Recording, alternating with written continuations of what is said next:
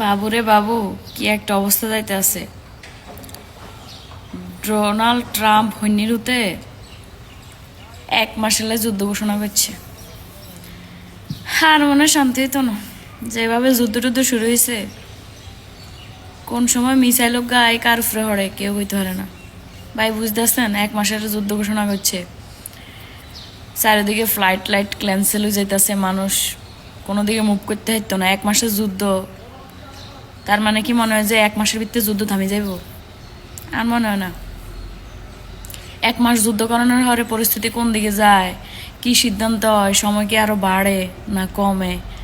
কমবো কেমনে? 1 মাসের যুদ্ধ ঘোষণা করছে মানে 1 মাস তো যুদ্ধ ওই বই বাড়ার সম্ভাবনা হয়েছে বেশি, ঠিক না? বাড়বো ডেফিনেটলি। তো কোন একটা অস্থিরতা, কোন একটা অশান্তি শুরু হয়ে গেছে দুনিয়াটার মধ্যে। আসলে বুঝতেছেন না তো, অনেক হাতার তালে হতে হতে ব্যাকে ঘুম যান, নাকে সর্ষের তেল দিদি। কয়দিন হলে বুঝবেন কি অবস্থা হইতে আছে দুনিয়াদারির। যে তারা অনেক ঝিঙ্গালালা করতে আসেন, উলালাল্লা করে ঘুরতে আসেন, ফিরতে আসেন, চিল মাস্তি করতে আসেন, কয়দিন হরে বুঝবেন ঠেলাকারে কয়। মাত্র তো 1 মাসের যুদ্ধ, 1 মাসের থেকে কয় মাস যায়, এরপরে এই যুদ্ধ গড়ায় গড়ায় কোন দেশের থেকে কোন দেশে যায় আল্লাহ মাহমুদ বলা জানে ভাই। হাসতে আছে, আসলে ভিতরে অনেক অশান্তি বিরাজমান, অনেক অশান্তি বিরাজমান। মানুষ আসলে এখন আর মনে হয় যে মানুষ নাই, এখন মনে হয় যে সব বন মানুষ হয়ে গেছে। মানুষের বিবেক বোধ, আত্মসম্মান, তারপর হচ্ছে মানুষের নৈতিকতা, সব কিছু মনে হয় যে দিন দিন হারাই যেতে আছে।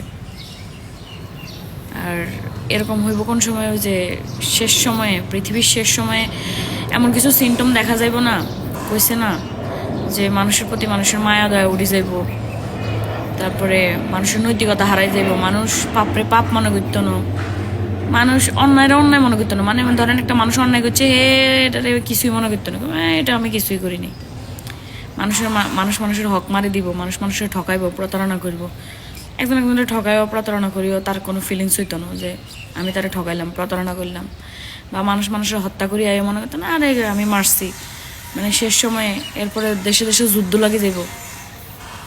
সিমটম কিন্তু বেগিনে সত্যি হইতেছে। মানুষের মারে আমার অনুশোচনা ফিল করে না। এটা হলে মানুষ আরো মানে যে সে মজা নেয়। মানুষের প্রতারণা করে ঠকায়, মনে করে কিছুই না, মানে সব কিছু মিলাই।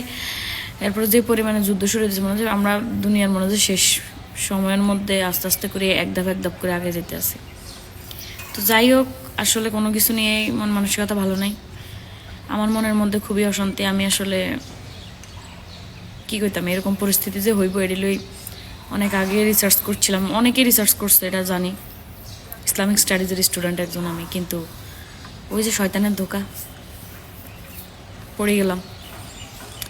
আর ওই যে শেষ জামানার ওই যে কয়লা হাতে রাখা ইমান রাখার মতো অবস্থা হইল। শেষ পর্যন্ত আমিও ওই ইয়াডার মধ্যেই পড়লাম। হয়তো বা আপনিও পড়ছেন, আশেপাশে হয়তো অনেকেই পড়ছেন। কিছু করার নেই, আসলে শেষ সময় এরকম অনেক কিছুই ঘটবো যেটা আপনি চান না, এটাও ধরেন হইব। মানে এটা হইলো অনেক কঠিন একটা পরীক্ষার সময়। তো তবে আপনার কাছে একটা আর্জি যে আপনারা দোয়া করেন যাতে আমি ওমরাটা করে দিতে পারি। আমার ওমরা করার খুব ইচ্ছা, খুব শখ। আল্লাহ যদি কবুল করে নেন, ইনশাল্লাহ হয়তো এই ওমরার উসিলে আবার জীবনে একটা চেঞ্জ আনতে চাই। দেখছেন একটা সময় হয়তো আমি প্রচুর পর্দা করতাম, আল্লাহর রহমতে, মানে খাস পর্দা যেটা করেই করতাম।